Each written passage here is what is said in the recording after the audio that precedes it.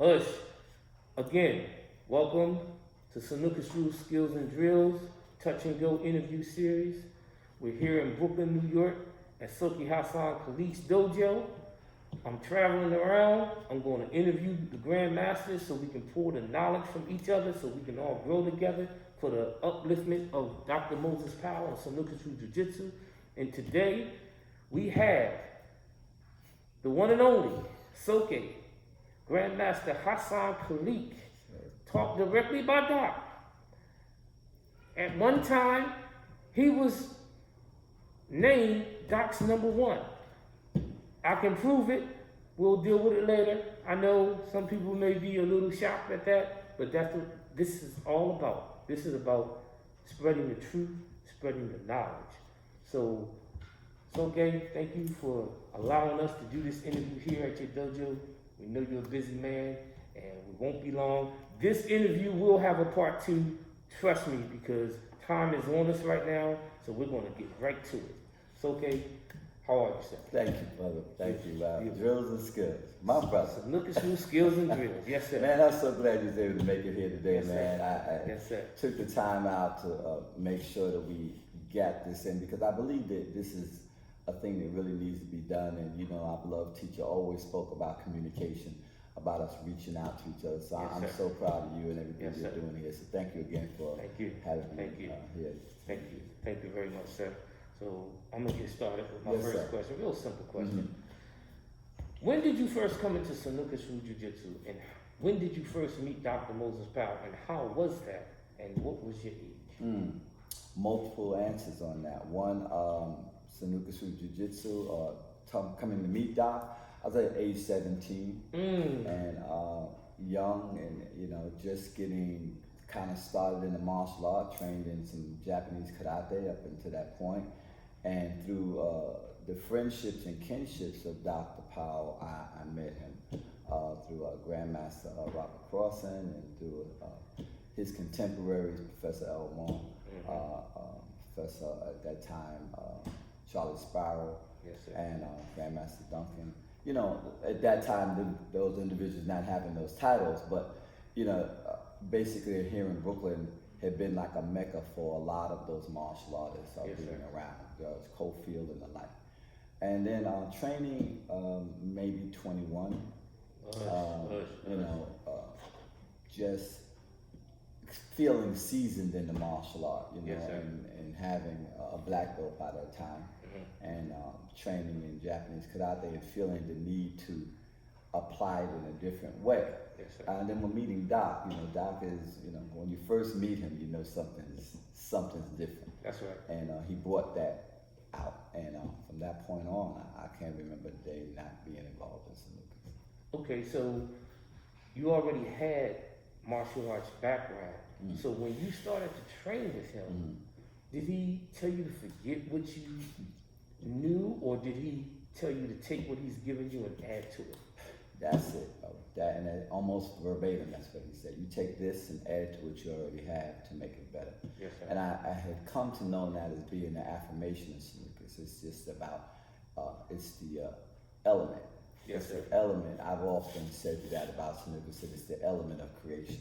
And with that, you can create other things and put it, you know, but the stuff you already know. He never asked me to forget anything. Yes, you know, sir. He never was downtrodden.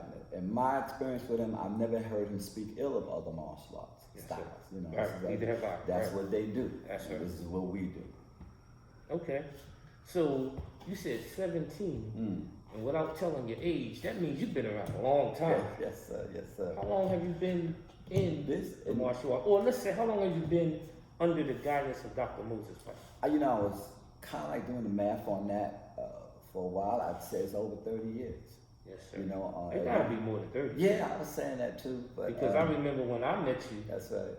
so it had to be more than 30 years. You know, and I said that because when I talk about my post-war experience before I went to the military, when I came back, when he sanctioned the style of martial art that I helped found it in 1974, Kuroshi-do, along with some other martial artists that contemporary in Shotokan Karate, and I also studied Kyokushin Karate.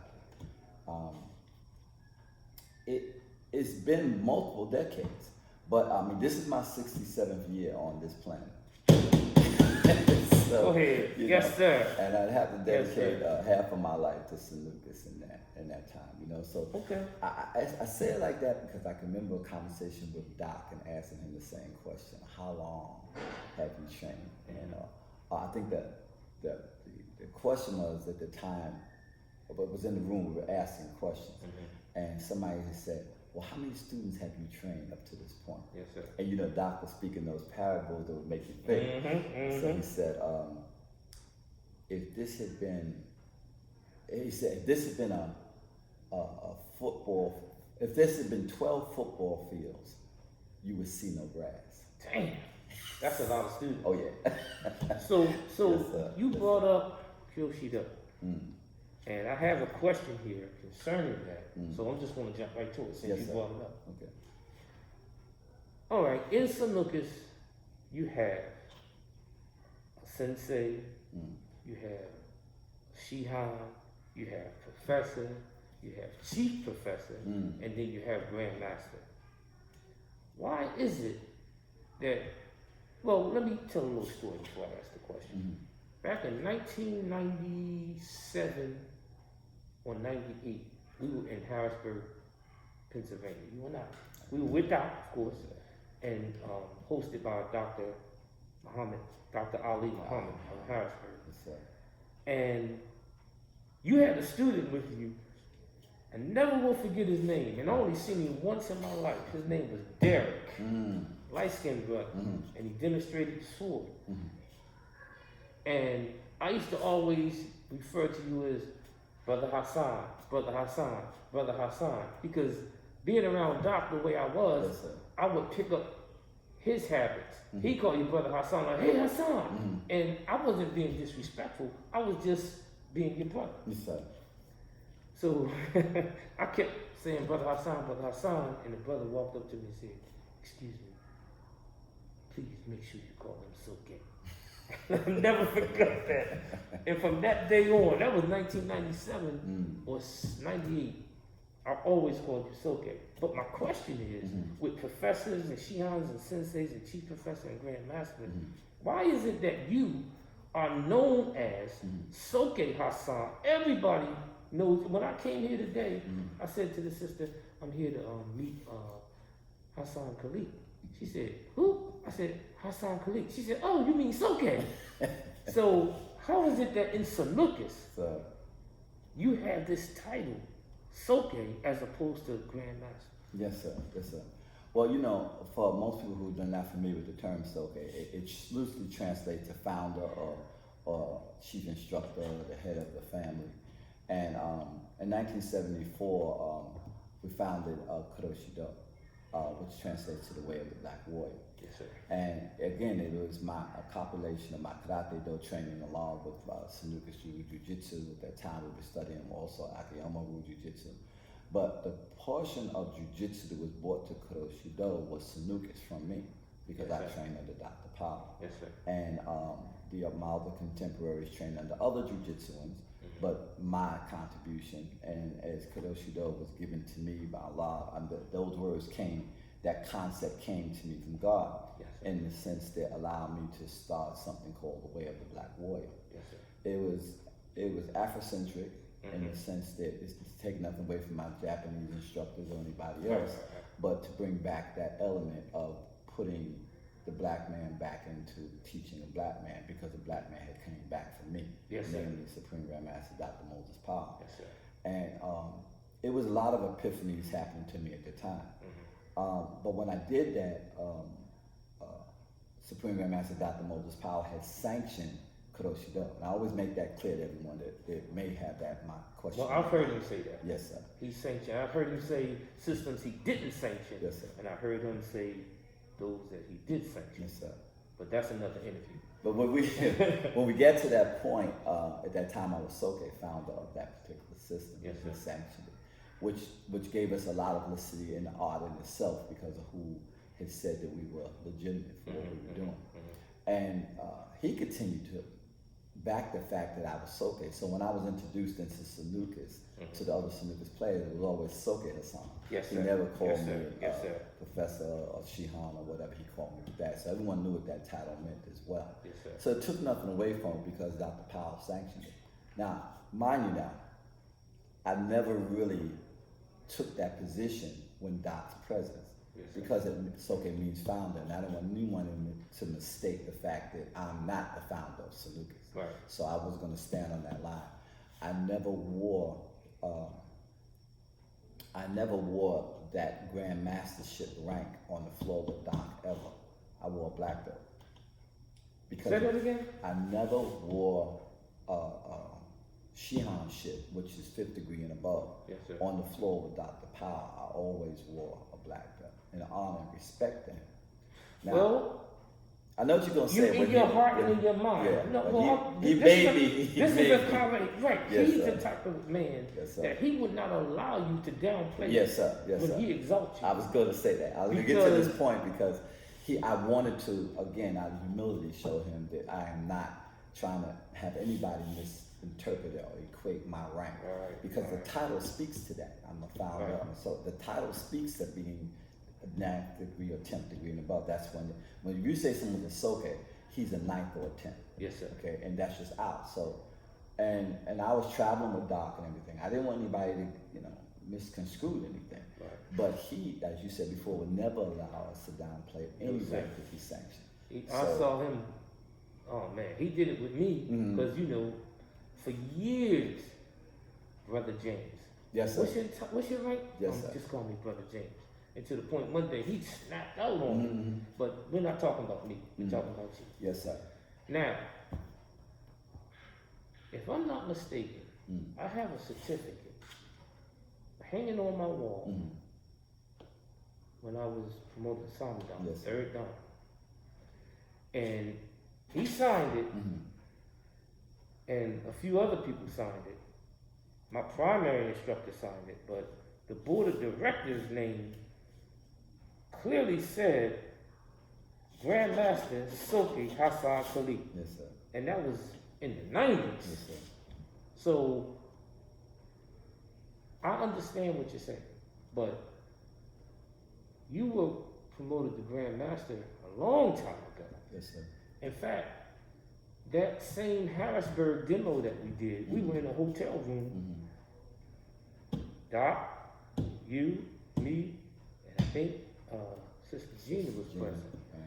And Doc was talking to me, and he said, "This is my number one.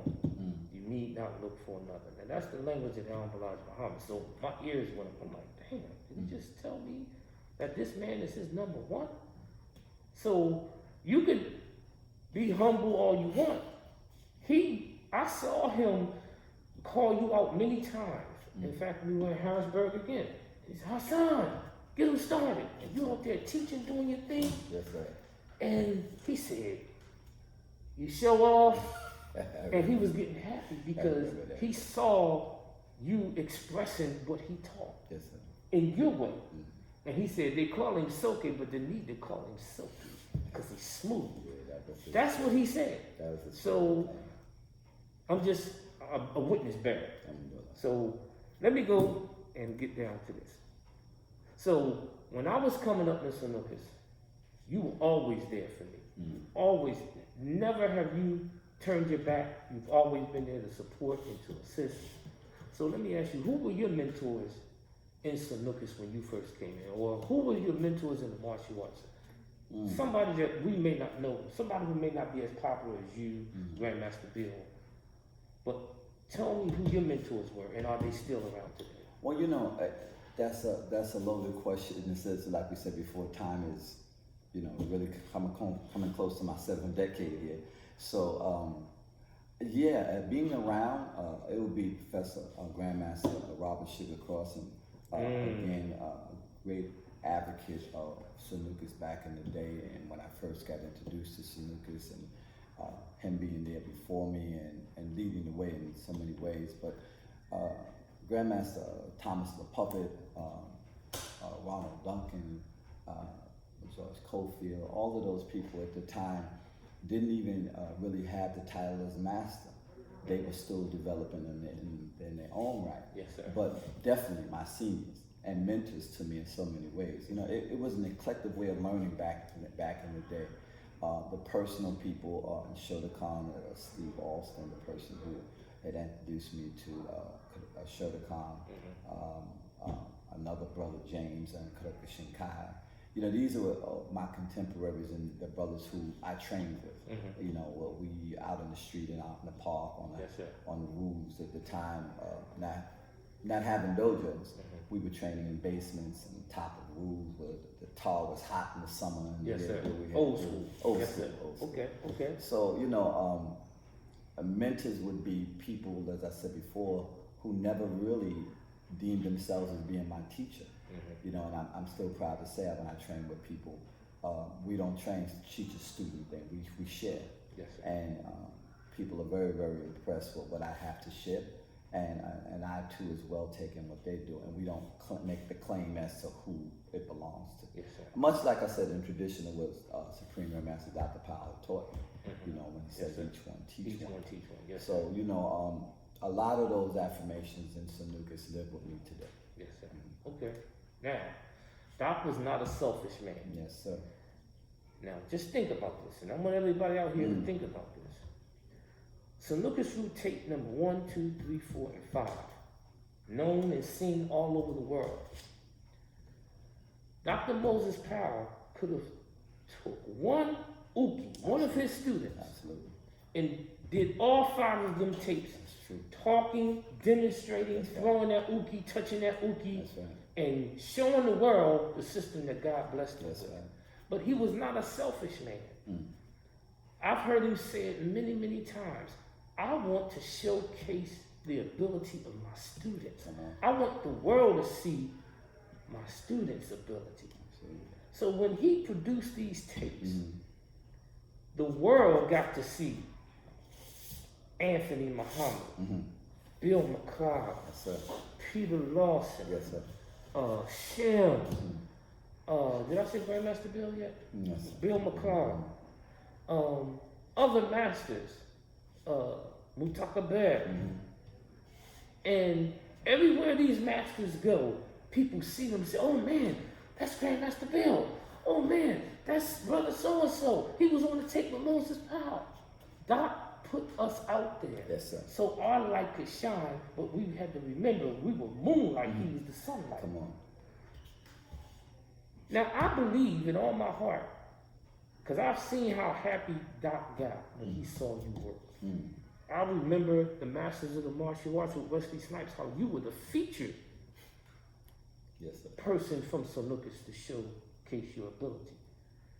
I always said, damn, if SOKE Haisan was in any of those Sanukas tapes, it would have took it to another level because of your ability.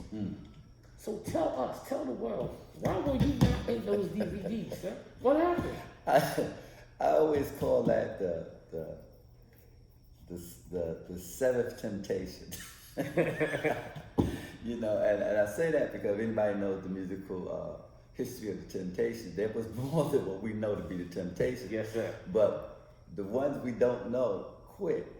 Now, the reason why I say it's not that I quit, but fate would have it, let's put it that way, fate would have it that I wasn't in those tapes. Because, let me just show this, and this may be a thing that people don't realize, I helped set up every one of those things, except 2. I was the one that made the call to tell everybody to be there. Yes, sir. But I drove tractor trailer for over 20 years. Yes, I remember that. Yes, sir. And my profession wouldn't allow me to, all those tapings were done very early in the morning. That's correct. And I wasn't privileged to be there because either out of town or on the road. And it just so happened the tapes were being shot almost back to back. You may see them in different intervals, but I think all those tapes were shot over a period of maybe 3 months, not all in the same year for sure. But my point in saying that is that I set them up, I was part of them, I knew about them, and as fate would have it, and as law would have it, I really thought that there would be more. Yes, sir. And his intention was to make more. Wasn't supposed to stop at 5. Right. But you know, the way things went with the people, the powers that be, I believe there was a disagreement with the distribution of it, and how Doc's share was going to be of it, and you know, not to get too deep into that, but it didn't turn out to be a conducive thing for me. So yeah, I mean, looking forward to being 6, looking forward to being 7, 8. And definitely was supposed to be a series of 10. Yes, sir. But it went to 5. And matter of fact, Corey Phillips is one of the people that was in there, and he was a student director under me at the time. So you know, he was kind of sent. Yes, sir. You know, like go represent or whatever. Got you. But that would be my explanation. By far, it wasn't that I wasn't chosen. And it wasn't that I didn't want to be in it or whatever, but I guess I was supposed to be in 6, but it never happened. Okay. You know the funny thing about, I was in tape number 5, and I called Doc the night before. Yes, sir. He said, be in Queens at 9 a.m. sharp. Don't be late. I said, okay. I said, so at 9 o'clock when we get there, we're going to rehearse and go over what we're going to do. He said, yeah, I know what he said. Go over what we're going to do. I said, Doc, we doing a videotape that's going out. Aren't we going to rehearse and go over what we're going to do? He said, Brother James, I don't even know what I'm going to do. That's right. He said, pressure bust is a play. Come on now. I said, damn. Yes, sir. That's crazy. So with that saying that he used to say, he once told me, he said, I can put you in a lot over the telephone. Come on. And I'm like, what? We're on the phone talking, and he would say something, and it will lock your mind and just hold you for a second. For sure. So with that pressure busting the pipe statement, let me ask you a question. What was one of the hardest things that Doc ever requested of you to do?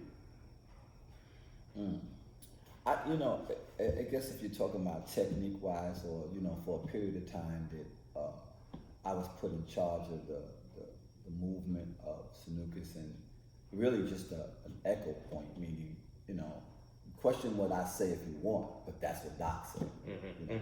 I'll tell you a quick story about that real quick. I was trying to get the family, so to speak, to do something in the way of making sure that we were, as you said, ready for an event or whatever. And when I came back to Doc, I told him that what everybody said to me, because they, you know, everybody was in concurrence of being there on time, the day, whatever. Everybody was feeding me back a story or whatever. So I figured I'm just a reporter. I come back and I'm just gonna tell everybody. So I sit there and I'm just talking and telling Doc, so Shihan said this and Shihan said that, and Professor said this and so and so said that. And let me finish. Yes, when I finished, he said, I said, yes, sir. He said, now what did I say? Yes, sir. It was nothing else to say. And I just went back and got it done. Yes, sir. And I think that was an epiphany for me, as you said, a hard thing, because I'm not the kind of person that like to push things will on people, but whenever I'm given a position to do something, I'm always counted on. And I think that Doc knew that about me, so it taught me another thing about myself, about making sure something happened in the name of whoever gave me the directive, especially the respect I had for Doc. But I guess I would call that the hard thing, because you know, sometimes we can get too much into a person may not like me if I say this, if I say that, you know, who he think he is, and, you know, why they call him SOKE, and I don't understand why, and is that all he do? You know, because sometimes you do a demonstration and you are demonstrating Sanukas, since it's such a vital art, you know, we have peer nerve striking and we have points where we strike. It's not conducive for me to go in there and touch my uke the way I was taught to touch.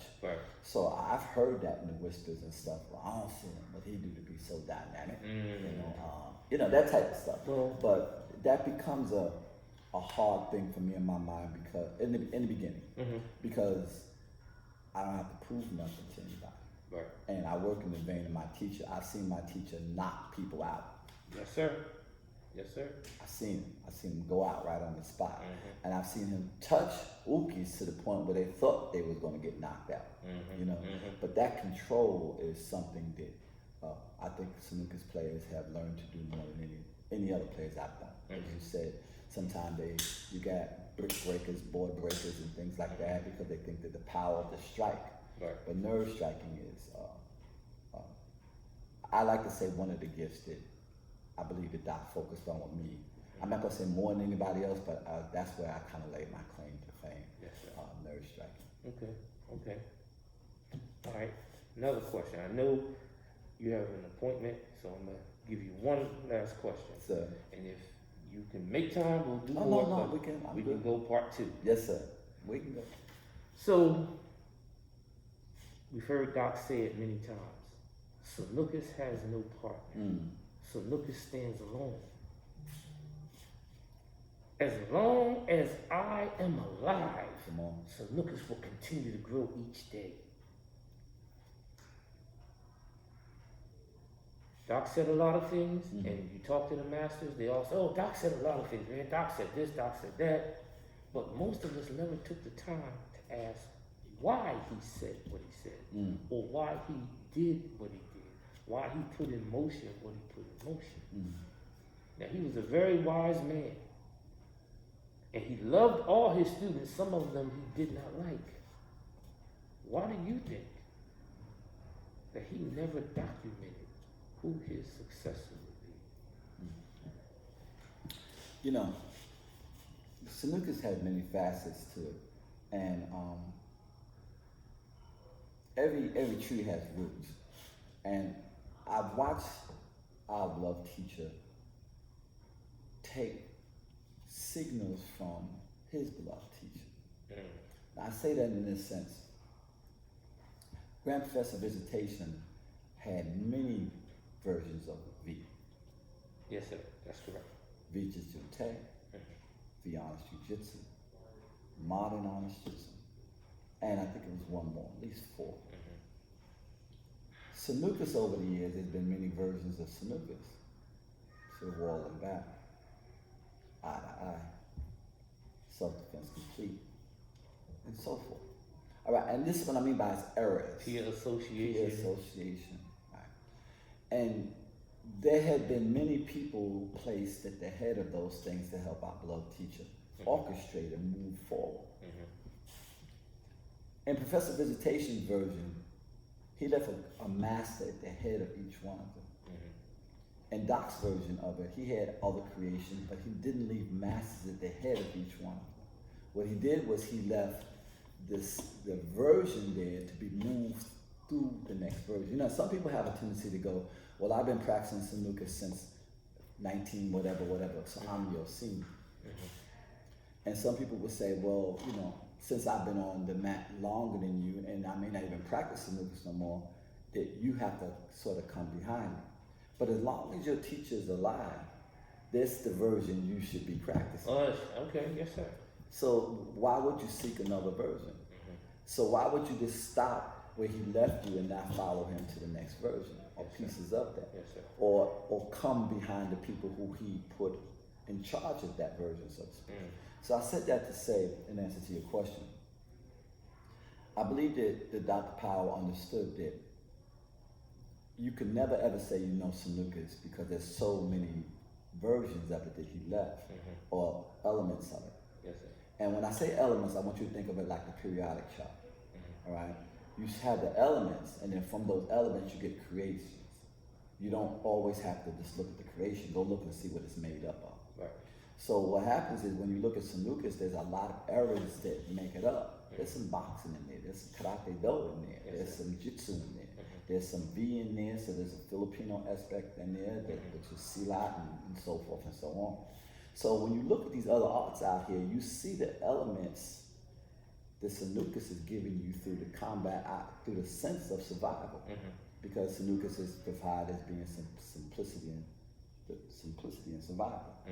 So when you start to think about this, how could you really say that the way to survive in the 60s is the same way you survived in the 90s? Right. Is the same way that you survived there. So survival has to change by the perception of the environment that you live in and the time that you live in. Yes, sir. So if I teach you the survival skills, the elements of survival, then I don't really have to keep on saying, well, this element is over this element. Like I said, think of the periodic chart. Whenever it was created, it identified those elements, and they're still factual here today. So the elements in Sanukas have to be transcended through time. Right. But if I put it on a human being, and a human being makes his transition, what happened to my elements?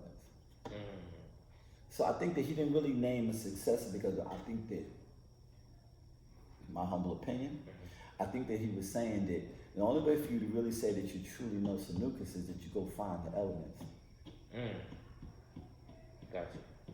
You see, Doc was unique in this sense. Many instructors have a place. You know how they say go into the elements of going to the monastery, right? Yes, sir. Wherever you at, I'm going to the monastery to train with the Grand Masters. I sweep the floor, whatever I got to do. But I came from Europe to go do that. I came from Asia to go do that, right? That's the concept in a Grand Master. The student find the master.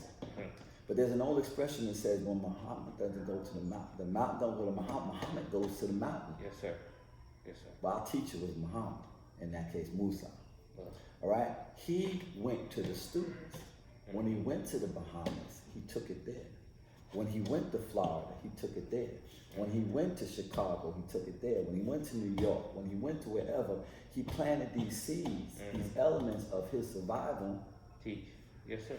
And for them to understand what it is, they need to go find those elements where he left. Yes, sir. Beautiful. And I think that's just my perception. So why would I name one person to do that? I'm going to make you seek. Right? Gotcha. Because see, when you seek, you find. You can't go looking for something without finding something. That's I don't know how many times I done lost something in my house and I'm like, oh, that's what that is. I found something I wasn't even looking for, right? Right. So when you seek, you find information. Teach. That's And with that information, you turn it into knowledge. right. That knowledge you turn to wisdom. That wisdom turns into understanding. And understanding turns into righteousness, and righteousness turns into truth. Now, if you look at those elements and you put them together, that is all that Doc has ever been teaching us, to seek. Yes, sir. That's right. To go look. Don't stand here. You know, how they say the theory of relativity. Everything is relative to where you at right now. You standing here, you looking at something here, it's flat. You looking here, oh, it don't look flat no more. You looking here, oh, I see another angle. Yes, sir. So what I need to do is get more points to make it relative to what I'm doing. Right. So if I'm surviving, if I'm teaching you survival in the inner city, then you need to be, this is why I say the Sanuka should always be the prime element art that's taught for inner city combat. Because basically we live in here and it was created for here. Yes, sir. That's right. So how you gonna come in here and teach me how to live, how to survive in my environment? Right? You don't find no fish trying to tell no lion how to. That's right. You know, as bad as a shark is, he can't tell a lion how to navigate in the jungle. Can't do it. My point is that you really have to get yourself to the point of relativity. So when you see, you find different things. You take the information which is useless to you until you put it into action. Yes, sir. And the knowledge is the action. Yes, sir. The wisdom is the movement of that. So I always tell people, look at that, write it down in like a circle, right? Those elements in a circle. And whenever you want to know the truth of something, go forward or go back. If somebody says that they're knowledgeable on something, go look where they got their information from. Because the information came before knowledge. Right. If they say they're wise on something, then they should be knowledgeable on it. Yes, sir. Right? And if they're wise, look forward. How much do they understand about what it is that they're wise? Oh, teach. So when we start to think of that, our beloved teacher taught us that in Sanukas. That there's always an element that's going to check to see if what you're saying is true. Actual facts. Come on now. So how many times have he said to us, I know you heard him say this, when I walk in the room, The truth walks in with me. come on now, right? Now, how is that possible that you walking with the truth and the truth don't walk with everybody else? Right. Right. Because when I walk in, Yes, sir. not when you walk in, Come but on. when I walk in. That's right. Because I bring I'm turning on the lights. Because I bring the understanding. Yes, sir. That's all. Right. Because the truth is going to follow understanding. Yes, sir. Understanding of what? Right. You see, so sometimes the truth is like an exerciser for a liar. Because I'm uneasy around somebody that's walking with the truth. Teach. So I say it that way because when we talk about inheritance and whatever, and I know you've heard him say that because he spoke these words to me. He says, I'm not work. Somebody has said something about docking and promoting people. You know, because our father had many sons, right? That's so right. when he brought us in the room together, we'd be like, who that? I don't know him. I don't know him. But again, that's our father's children. Right. You know, right. let's take it to real life family. That's correct. You know, that's we correct. got some fathers that got many families. Yes, right? So I'm just saying. But because you don't know him, don't make him not your father's That's child. correct. That's correct. But if my father said that's his child, then I'm going to give him that respect. That's My father correct. said that. That's correct. But what happened was that he would get to this point where, you know, when Doc called, we all came. Yes, sir. All right? But he would want to see, and his daughter would always testify this, right? That I'm just going to, how Doc would say, I'm going to beat the bushes and see what moves. Right? So he would just put us all in the room and just see how we're going to fan, what choices we were going to make. Right. You know, he would never tell us if it was right or wrong. Just want to see what you're going to do. Because once you got the truth, you should know what to do. Exactly. But if I got to tell you what to do with the truth, I want to call it a test, but you ain't doing too well. Right. In other words, Doc didn't necessarily play chess, he played people. Come on. Yes, sir. Come on now. And when you put that into it, let him know if you learned the lesson or not. Right. You know, because you know, people will say to us all the time, yeah, I got it. Yeah, I understand it. Yeah, okay, if you understand it, where's the practice of your understanding? You know, and not in the sense of just in that element. And I'm proud to say my students, that when they watch this, they're gonna say, "Look, that's what you do to us." Teach one, right? Pass it on. But you know, I say that to say again, going back to your question, I think because it's always a loaded question. I believe that Doc really wanted us to come together, and many times he tested us to see if we would come together and share that now and speak of our brethren in the room. Right. You know, and it's something that comes from our culture as a people. You know, when we were taught to come up, and we're not talking about the Western way that we were taught, you know, our ancestors. Yes, sir. We spoke our parents' name when we speak our name. Right? I don't come into a room when I speak in Dr. Powell's name. Right. I've never been in a martial art environment or any place else when I'm talking about my beloved art that I don't speak Dr. Powell's name. Yes, sir. You know, our culture says when we were coming up, we would say Haisan Kaleak, son of Binta and Umar Kaleak. You see, almost like it's one name. Yes, sir. Right. You know, we have to get back to that thing where we speak our teacher's name. We can take notes from the great Muhammad Ali. You know, great Muhammad Ali had this thing when they said, well, Muhammad, you knocked him out in the third round. You want to tell us about it? He said, well, first of all, Assalamu alaikum. I would like to say, and I'm going to give credence to Young Elijah Muhammad. And then I would say, wait, every time. Right. And then he would say, well, this is what I did. I hit him with a right hook, a left hook, and he went down. That's right. So the mic stays there. That's right. But he started that all the way, Muhammad, I see you knocked him out in the third round. You want to tell us about that? Well, yeah, I knocked him out in the third round. I hit him with a right hook and a left, and he went down. I also like to say Assalamu. Right. You see, because they got what they want. Right, exactly. They got what they want. And when they get what they want, they don't have to listen to you. That's right. But you got to listen to me because you want the information that you want. Good teach. But you're going to go to my level of understanding. Yes, sir. My other woman saying, you want to listen to me all day long. Yes, sir. I ain't talking about the unbelievers Muhammad all day long. You ain't going to move the mic because you didn't get what you want yet. That's right. So you're going to leave it there. So you need to be talking about that. You walk in the room, you talk about your teacher. Yes, sir. Teach. You put that knowledge out there about your teacher, where you came from, whatever. And you can take your time. You know, we're going to wrap it up, but I want to make this statement. This is for everybody. So, Doc told me, one time he was asked the question, what was your greatest moment in the martial arts? And I thought he was going to talk about the one finger in Madison Square Garden, the Jet Magazine, United Nations. You know, I didn't know. I thought it would be something like that. He said, my greatest moment in my martial arts history, career, was the day that I met my teacher, Mr. V. Come I on. was like, damn. Come on. That's powerful. Come on. Yes, sir. And that's a principle. Come on. But those of us who've been taught by Doc, when we go out and we demonstrate and the people stand in ovation and want our autographs and want our DVDs and want to train with us, we shouldn't put Moses' power behind our back. So people can see us or know who we are, because we promote ourselves. So, but if you put your teacher up front, your light's going to shine. oh, most because he wasn't a selfish man. He wanted you to shine. Most definitely. So that's, man. But let me tell you what I've come to know through just the nature of understanding movement, and I'm gonna call it that movement. Is that we would like for certain things to be in this place and that place, but because nowhere in my imagination did I ever feel I was going to be in a position I'm in martial art. Right. I just thought that my thing was to become proficient and to be loyal to those who give that to me, but not to be in the position of being a speaker and a narrator. One of the best. One of the best, y'all, right here.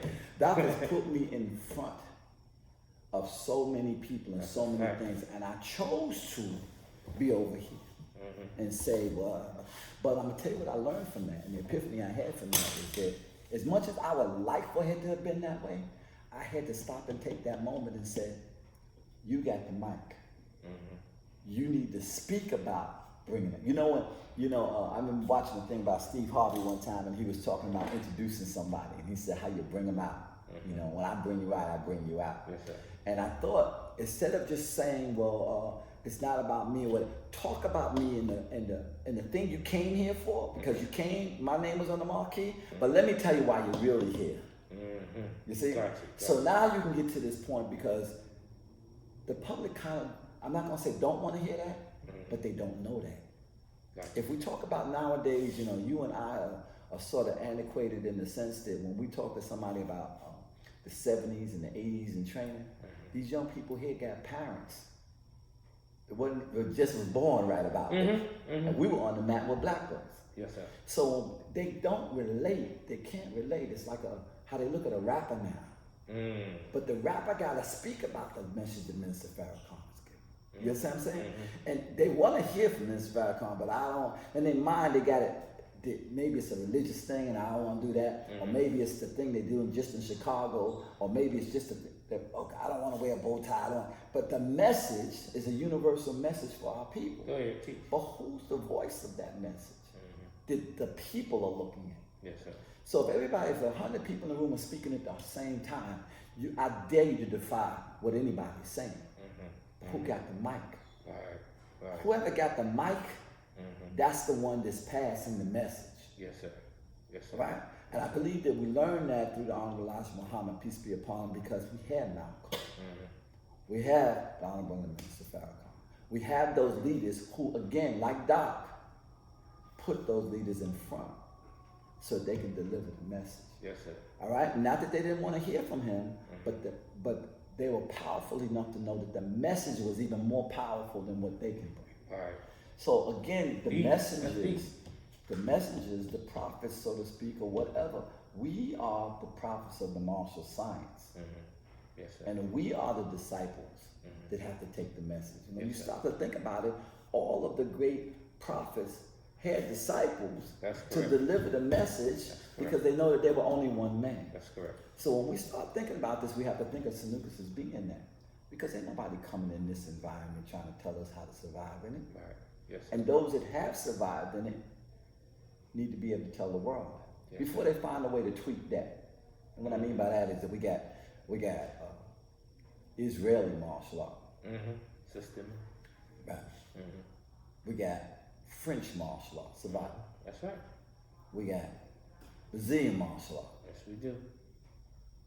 There ain't no such thing as a black martial art. Now we know it's on the walls of the pyramid. We know that. Teach. But again, where is it at in our environment? Right. How many people have survived through the techniques and the principles that Supreme Grand Master Dr. Powell has laid down for us? But where is the credit for that? Until somebody comes along and tweaks it and calls it inner city combat martial art taught by Mr. Steven Spielberg or whoever. And I don't say that to be demeaning to anybody. I'm just saying. Right. We got to start to be able to let them know where it comes back to. We complain about it all the time in music, don't we? That's right. Somebody, we know who did that before. But why should we keep on letting it happen in martial art? Quick story. What was we calling it before Taibo? Wasn't it cardio in our Cardio school? kickboxing. Come Yes, on. sir. That's right. Or just work it out. Yeah. But wasn't nobody coming in to just work out. That's right. And that's what we were doing more than anything. We were working out. Yes, we were preparing our body. And Snooker through Jiu-Jitsu, we prepare for the touch. Yes, sir. That's right. But my point in saying this is that the schools wasn't flooded until we gave it a name. Right. Until somebody marketed it as a name. In that case, fortunately, they marketed with a black man who was a champion at the time, and they did that. But they really could have did it with anybody else, but they pick a person and put them there. But what is that person saying about where they came from? Right, I got you. Yes, See what I'm saying? My brother Billy Banks is a champion, was a natural champion. Yes, sir. You know what I'm saying? Yes, But it's not spoken about in that thing, in that element of pushing the cardio. So I tend to think that the history has to be on the tag. You gotta put a tag on that. It's nice to have that shirt, but when I'm looking at this shirt, the first thing I'm gonna do is say, brother, look. Who made that shirt? Teach, very good. Yeah, so I need to, when I look at your martial art that you practice, and I ask you, where'd you learn that from? Who'd you learn that from? As you speak your name, you should speak your teacher's name. Amen. And with that, SOKE, I think we can end it. I'm glad you made this trip. Send the inbox if you want a part 2. I know you do. Just let me know. We could do a part 2? Absolutely. That's what I need to hear. Because there's so much more. And we can go deeper. And I welcome any questions. I'll present the questions, and the masters will give the answers. Again, I want to thank you for listening to Snooker Skills and Drills Touch and Go interview series. Grandmaster SOKE Haisan Kaleak. My brother, us. Thank you, sir. Yes, sir. Appreciate you. Eye to eye. Heart to heart. Heart to heart. Each one. Us. Us. Thank you.